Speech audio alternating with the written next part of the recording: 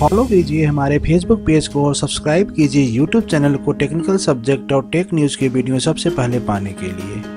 नमस्कार दोस्तों, आपका हमारे ऑनलाइन लेक्चर सीरीज में एक बार फिर से बहुत बहुत स्वागत है। आज हम सी प्रोग्रामिंग लेक्चर सीरीज में बात करेंगे एरर्स इन सी प्रोग्राम। यहाँ पे हम देखेंगे कि किसी भी सी प्रोग्राम में कौन कौन से एरर आ सकते हैं। इस पे जनरली आपके 2 मार्क्स के भी क्वेश्चन बन सकते हैं। अगर थ्योरी और प्रोग्राम एग्जाम्पल के साथ आपको एग्जाम में पूछता है तो वहाँ पे 5 मार्क्स के भी क्वेश्चन बन सकते हैं। तो 1 बाय 1 हम देखते हैं कि कौन कौन सी एरर आता है। हम डिटेल में एरर के जाने से पहले हम एक प्रोग्राम को समझ लेते हैं कि प्रोग्राम क्या कहता है आपको, और फिर हम इसी में एरर को फाइंड आउट करेंगे कि कहाँ पे हम कौन कौन सी एरर यहाँ पे एराइज हो सकता है। तो चलिए सबसे पहले हम प्रोग्राम को समझ लेते हैं। जनरली ये प्रोग्राम आपका है सिंपल कि किसी भी स्टूडेंट के ओवरऑल 5 सब्जेक्ट मार्क्स का एवरेज निकालना है यहाँ से। तो आप एवरेज निकालने के लिए कुछ फार्मूला होता होगा कि किसी भी सपोज अपने ही आप हाई स्कूल या इंटर के मार्क्स का एवरेज निकालना हो तो कैसे निकालेंगे आप। अगर आप देखें तो माइंड में अगर कैलकुलेशन करना हो तो सिंपली आप कैसे करेंगे। सबसे पहले आप इनपुट के तौर पे क्या मांगेंगे, इनपुट के तौर पे आपके 5 सब्जेक्ट मार्क्स लेंगे मेमोरी में, और फिर वहां पे उसको एक एडिशन करेंगे, उन सारे मार्क्स को कैलकुलेशन करेंगे, ऐड करेंगे आप, और फिर डिवाइड बाय किससे करेंगे, नंबर ऑफ सब्जेक्ट से। जितने नंबर ऑफ सब्जेक्ट के मार्क्स आप लिए होंगे उससे आप डिवाइड करेंगे तो आपका एवरेज निकल जाएगा। यही कंसेप्ट आपको सी प्रोग्राम में इंप्लीमेंट करना है। तो ध्यान दीजिए कैसे आपको इंप्लीमेंट होता है, हम चलिए देखते हैं। सबसे पहली लाइन है आपका हेडर फाइल का जो #include studio.h है, इसको हम एक तरह से प्री प्रोसेसिंग लाइन भी कहते हैं। studio.h का मीनिंग है आपका यहाँ पे किसी भी प्रोग्राम में आपको इनपुट कैसे लेना है और आउटपुट कैसे जनरेट करना है, ये दोनों चीज डिफाइंड होता है studio.h के अंदर। इन जनरल अगर हम बात करें इस प्रोग्राम में तो यहाँ पे 2 लाइन होता है, एक तो आपका printf फंक्शन और scanf फंक्शन। ये दोनों फंक्शन इस प्रोग्राम में यूज हुए हैं जो बिलोंग करते हैं studio.h से। मींस अगर ये studio.h हम यहाँ न लगाएं तो इस प्रोग्राम में printf और scanf ये तो जो फंक्शन है ये दोनों प्रोग्राम में काम नहीं करेगा।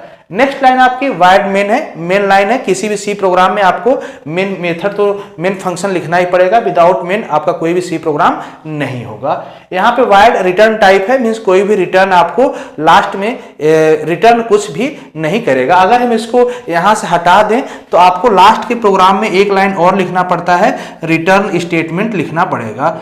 तो इसको न लिखना पड़े इसलिए हम यहाँ पे वाइड लिख लिए। फिलहाल जब हम आगे चलेंगे तो रिटर्न स्टेटमेंट का कुछ कंसेप्ट होता है उसको भी हम समझेंगे। अब हम यहाँ पे मेन की ओपनिंग और क्लोजिंग जो करली ब्रेस है ये ले लिए, ओपन करली ब्रेस और क्लोजिंग करली ब्रेस, इसी के अंदर सारी प्रोग्रामिंग होगी। तो सबसे पहले लाइन देखते हैं क्या हो रहा है यहाँ पे। सबसे पहले हो रहा है वेरिएबल डिक्लेरेशन का। वेरिएबल क्या है यहाँ पे, इंटीजर। इंटीजर आपका डेटा टाइप है। अब डेटा टाइप्स जो होते हैं, कई सारे डेटा टाइप्स होते हैं सी लैंग्वेज में, उसको हम फर्दर नेक्स्ट लेक्चर में डिटेल में कवर करेंगे। फिलहाल अभी आप लेके चलिए कि इंटीजर डेटा टाइप है जहां पे कोई पॉजिटिव और निगेटिव नंबर स्टोर हो सकता है।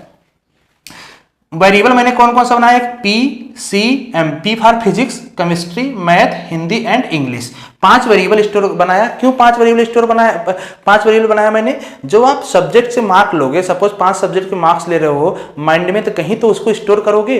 तो फिजिक्स का जो मार्क्स लोगे आप P के पास स्टोर करोगे, केमिस्ट्री का C के पास, मैथ का M के पास, हिंदी का H के पास और इंग्लिश का E के पास हम माइंड में स्टोर करेंगे। उसी तरह से कंप्यूटर भी आपका काम करता है, कंप्यूटर में भी इस मेमोरी लोकेशन पे स्टोर करेगा। तो जैसे ही ये लाइन एग्जीक्यूट करेगी आपकी तो आपका क्या होगा, मेमोरी में ब्लॉक बन जाएगा। जो कंप्यूटर मेमोरी होता है वहां पे ब्लॉक बन जाएगा, मीन्स एक एड्रेस ऑक्युपाई कर लेगा। पहला हो जाएगा P के लिए, दूसरा हो जाएगा आपका C के लिए, तीसरा हो जाएगा मैथ M के लिए, और थर्ड हो जाएगा, नेक्स्ट हो जाएगा आपका हिंदी H के लिए, और नेक्स्ट हो जाएगा आपका इंग्लिश E के लिए। इन सब का कुछ मेमोरी लोकेशन होता है। अगर बाय डिफॉल्ट समझना चाहें, सपोज हम ले लिए कि 10001, 20001 और 3001। एक एक्चुअल नहीं है, हम एज्यूम कर रहे हैं कि कुछ मेमोरी लोकेशन इस तरह से है आपका 4001 और 5001, कुछ इस तरह से आपका मेमोरी लोकेशन है, हम यहाँ पे एज्यूम करके चल रहे हैं। जैसे ही लाइन एग्जीक्यूट की आपका कंप्यूटर मेमोरी में इस टाइप का सिनेरियो क्रिएट हो जाएगा। इसके बाद मैंने एक और वेरिएबल लिया यहाँ पे फ्लोट।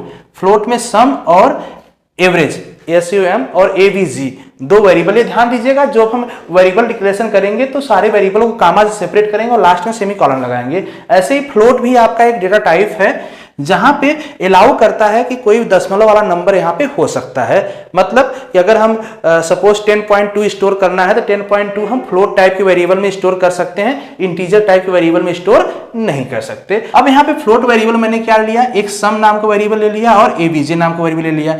जैसे वेरिएबल लेंगे ध्यान दीजिएगा यहाँ पे इसका भी एक मेमोरी में ऑक्युपाई कर लेगा। मतलब एक हो जाएगा आपका सम नाम का और एक हो जाएगा क्या, एवरेज नाम का। और ये दोनों किस टाइप के यहाँ पे वैल्यू होल्ड करेंगे, फ्लोट टाइप में दशमलव वाले हो सकते हैं। यहाँ भी कुछ एड्रेस हो सकता है, सपोज कीजिए कि 1 2 3 5 6 है, यहाँ पे 1 2 2 3 5 6 है, कुछ इसका एड्रेस है। अब ध्यान दीजिए जैसे ये लाइन आई प्रिंटफ लाइन जैसे आई, जो आपका आउटपुट स्क्रीन होगा कंपाइल करने के बाद प्रोग्राम। ध्यान दीजिए प्रोग्राम को कंपाइल करने से पहले आपको प्रोग्राम को सेव भी करना पड़ेगा। तो हम मान के चल रहे हैं इस प्रोग्राम को आप सेव करेंगे किस नाम से, एवरेज.c। ध्यान दीजिए जो भी प्रोग्राम आपका सी का सेव करेंगे आप .c एक्सटेंशन में ही सेव करेंगे। इसमें सेव कर लिया, इसको हमने कंपाइल कर लेंगे, कंपाइल करके इसको हम फिर रन करेंगे। जैसे ही रन करेंगे सबसे पहले आपसे पूछेगा इंटर 5 सब्जेक्ट मार्क्स, तो वहां पे आप 5 सब्जेक्ट के मार्क्स डिफरेंट 1 by 1 प्रेस कर सकते हैं। कुछ इस तरह से मार्क्स आप स्टोर करा दिए हर सब्जेक्ट के पास। कैसे स्टोर करेगा ध्यान दीजिए, जब आप कंप्यूटर स्क्रीन पे मार्क्स देंगे तो 1 by 1 कहां पे आएगा आपका, इस वाली लाइन पे, स्कैनअप लाइन पे आएगा। स्कैनअप लाइन की मीनिंग होता है इनपुट लेना। तो इनपुट कैसे लेगा, ध्यान दीजिए यहाँ पे %d जो है इसको हम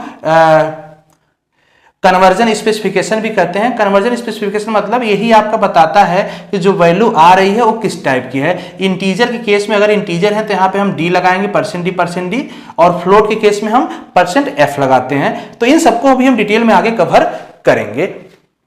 तो अगर हम यहाँ पे देखें तो अब जो पहला है एड्रेस ऑफ P, मीन्स जो पहला मार्क्स आप इंटर करेंगे एड्रेस ऑफ P, तो जैसे 80 आप इंटर करेंगे विंडो पे जो आउटपुट का बनेगा 80 स्टोर हो जाएगा P के पास। ऐसे ही जैसे दूसरा इंटर करेंगे तो एड्रेस ऑफ C है, मतलब इस एड्रेस पे C का एड्रेस क्या है यहाँ पे है, इस एड्रेस पे स्टोर कर देगा। ऐसे ही M का सारे का ऐसे स्टोर कर देगा। नेक्स्ट लाइन आ रही है sum equal to P + C + M + H + E। ध्यान दीजिए यही सारे वैल्यू हैं, तो सम के पास क्या आएगा, इन सबका समीशन निकालेंगे तो क्या हो जाएगा 9 9 8 17 17 7 24 24 6 30 36 35 350, यहां पे आ जाएगा आपका 350।